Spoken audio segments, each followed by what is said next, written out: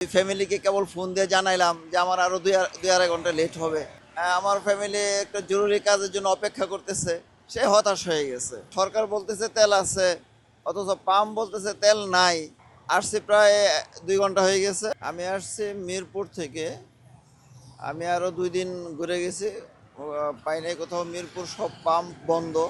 মিরপুর বলতেছে যে কবে আসবে তার কোনো ঠিক নেই। ঈদের পরের দিন বলছিল যে অফিস খুললে আর পাওয়া যাবে, কিন্তু গতকালকে অফিস খুলছে, ব্যাংক খুলছে, কিন্তু এরপরেও আমরা মিরপুরে পাইনি। তো এক সংবাদের ভিত্তিতে বুঝলাম যে এখানে ট্রাস্টের পাম্পে তেল দিচ্ছে। আসছি প্রায় 2 ঘন্টা হয়ে গেছে, লাইনে দাঁড়ায় আছি। এখন ওনারা বলছে তেলের পাম্প গাড়ি আসবে, গাড়ি আসার পরে হয়তো বা পাওয়া যাবে। তো আমরা দেখতে পেলাম যে একটু আগে একটা গাড়ি ঢুকছে, এখন দেখা যাক পাওয়া যায় কিনা।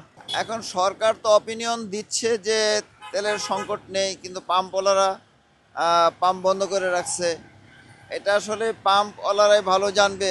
এখানে কোনো অভিযানও চালানো হচ্ছে না ভোক্তা অধিকার থেকে, যে আমরা সরকার বলতেছে তেল আছে, অথচ পাম্প বলতেছে তেল নাই।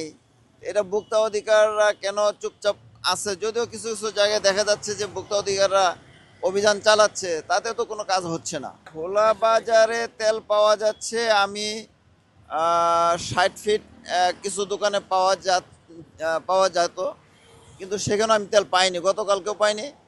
গতকালকে আমি বিএনপি বাজারে একটা দোকানে তেল দেখছিলাম, দেখার পরে ঘুরে গিয়ে আর তেলটা পাইনি। তারা বলতেছে যে একটু আগেও তো ছিল। আমি বললাম যে একটু আপনারা কোথায় পেলেন? তো ওনার কোনো উত্তর দিচ্ছে না, যে একটু আগেও ছিল, তা আপনি পেলেন কোথায়?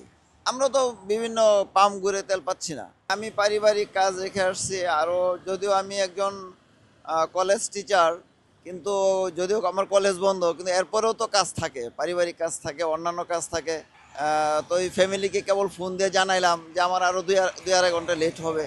তো উনি আমার ফ্যামিলি একটা জরুরি কাজের জন্য অপেক্ষা করতেছে, সে হতাশ হয়ে গেছে যে তাহলে আর আজকের কাজটা হবে না।